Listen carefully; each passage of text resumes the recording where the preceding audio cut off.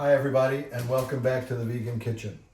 My name is Hillel Nori and I'm here today to show you how I make seitan at home. We take high protein wheat flour and turn it into brisket. Don't believe me? Here's how it goes. We start with a 5-pound bag of bread flour.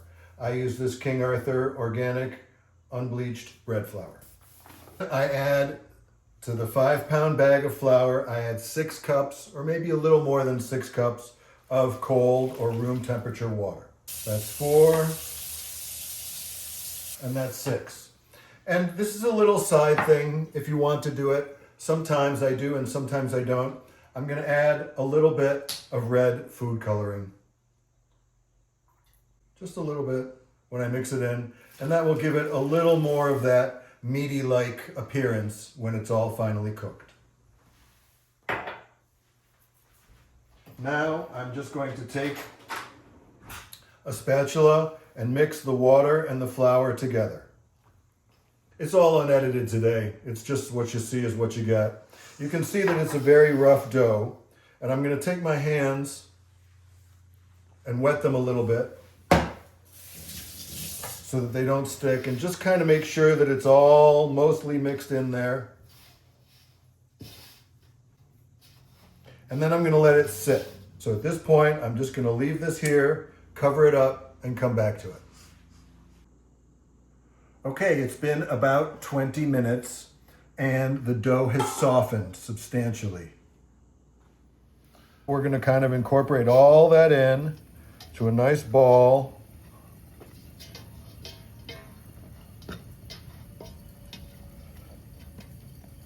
And into one solid dough for the next rest. Okay, I have cold water running, and I'm just going to fill up this pot just above the level of the dough and allow this dough to soak underwater for about an hour.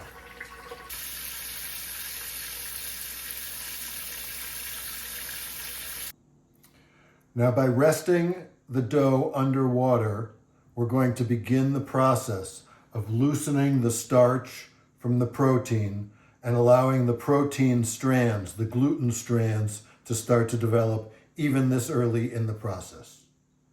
See you later. Okay, it's been an hour.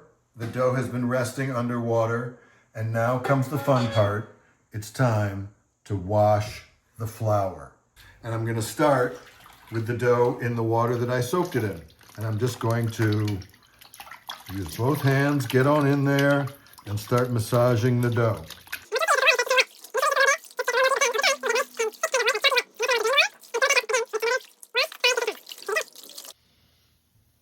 Okay, you can see how this water has gotten really a little bit thicker, and really you can't even see your way through it anymore. So I'm going to take a large colander and dump the water out.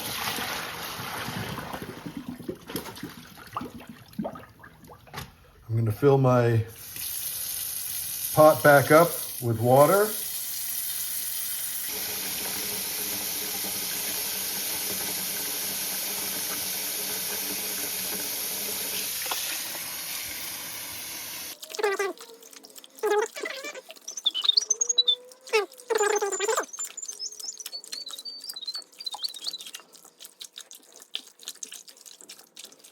Okay, after the second wash, it'll seem like the dough is starting to fall apart. And you might start to lose hope. Will I ever make successful seitan at home? Don't lose hope. It will come back together again. But at this stage, it kind of looks like it's coming apart. Don't worry, when we rest it, the strands of gluten will come back together again, and it will make a nice, strong dough at the end. Time for rinse number 3.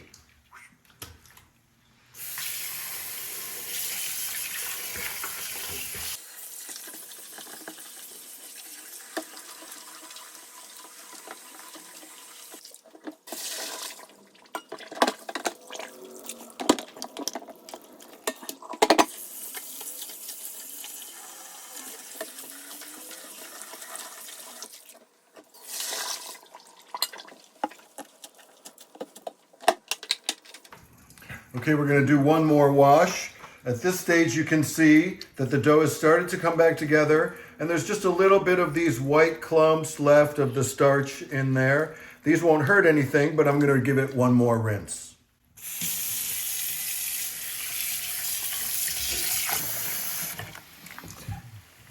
You can see at this stage that the water is just a little cloudy and isn't really getting quite as white and milky as before, and that is a good indicator that most of the starch has been rinsed out, and all that remains behind is the gluten that will become our seitan.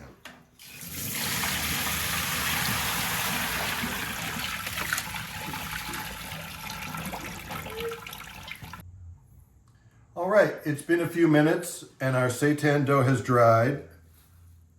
And you can see it has that wonderful stretch and it all came together, no little pieces anywhere else. It's got that pink color from the food coloring. It would be a little more neutral if we didn't do that. And even though now it looks perfect, I'm gonna mess it up again one more time. I'm gonna put it back in my pot and I'm gonna add in some mushroom powder, garlic powder, and onion powder, about 2 teaspoons each. Some seasoned salt and smoked paprika, about 2 teaspoons each. Well, 1 teaspoon of the salt, 2 of the paprika, and about 1/4 cup of nutritional yeast.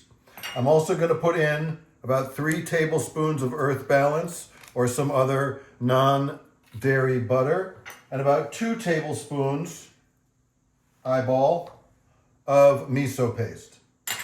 And then I'm just going to mush it all up and tear it all up together with my hands. Get on in there and get the flavor and the fat and the miso into all of it and make tears and whatnot. Scoop it around a little bit more and you'll see pretty soon it'll all just be nice and mushy and pasty together.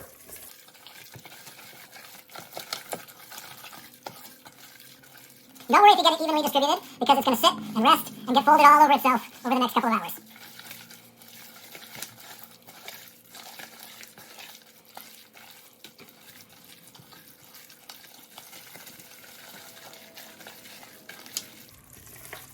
All right, there you go.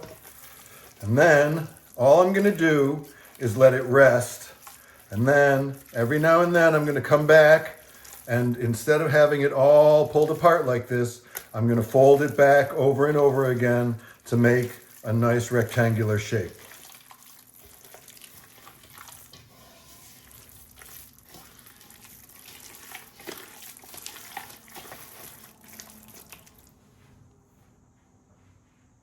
See you in a little while.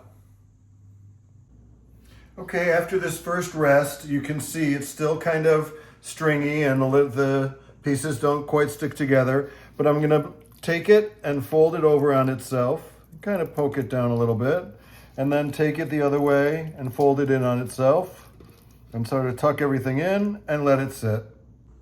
All right, it's been a little while. I don't know exactly how long, but the dough has settled in a little bit and I can just push it down. And again, I'm gonna just fold it over onto itself. And you can see how it's already starting to hold together and take the shape of a roast or something like that. Okay, as you can see, we're getting to where the surface is kind of one uniform surface. And I'm just going to pick it up in the middle, fold it back over on itself, tighten it up like that a little bit, tuck in the sides, and do it one more time, maybe even lift it up and set it down.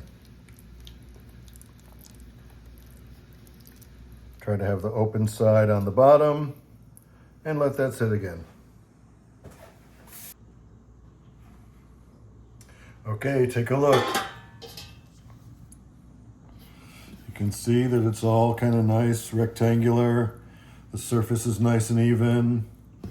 And I have my cast iron pan on high, heating up, and my oven warmed up to 350.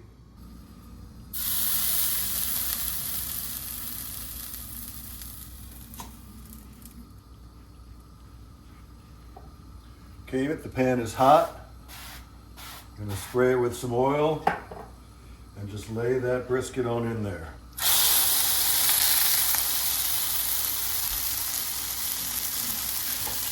And I'm gonna cook that about 4 to 5 minutes per side. While it's searing in the pan, I'm gonna take about a cup of coffee and about 3 or 4 cups of hot water and add them to the stock.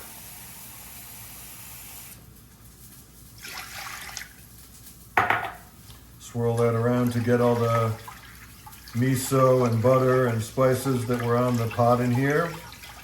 And to this liquid, Bragg's liquid aminos, a big squirt, a bit of liquid smoke, a little squirt, some dehydrated onion, 1, 2, some whole peppercorns,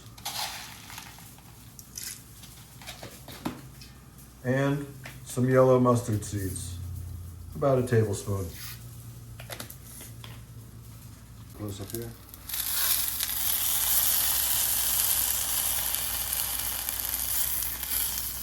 It's about time to flip. You got to do it with confidence.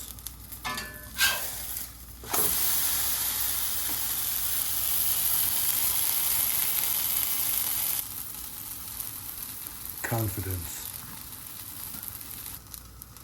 Now that it's seared on both sides, I'm going to turn off the heat and add my stock.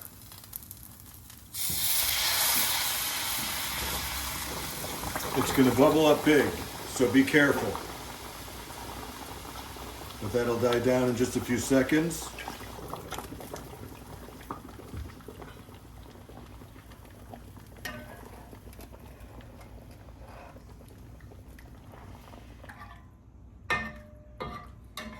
You don't want it to boil in the liquid. You just want it to cook in a warm oven and simmer for about an hour and a half.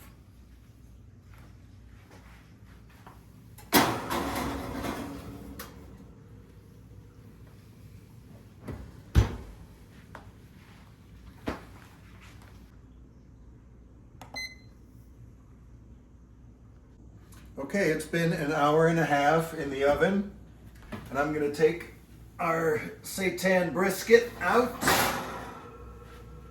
You can see how lovely that looks.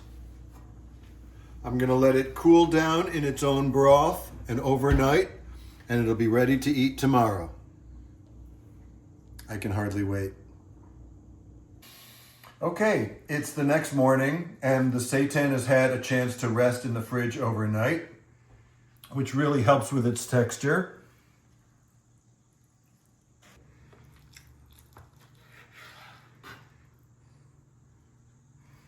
There's that layering.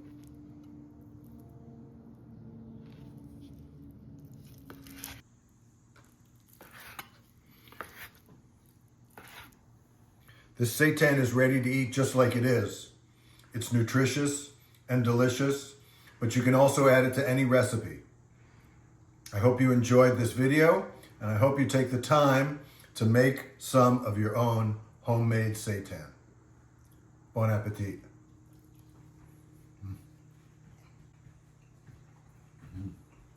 Who wants some? He knows it.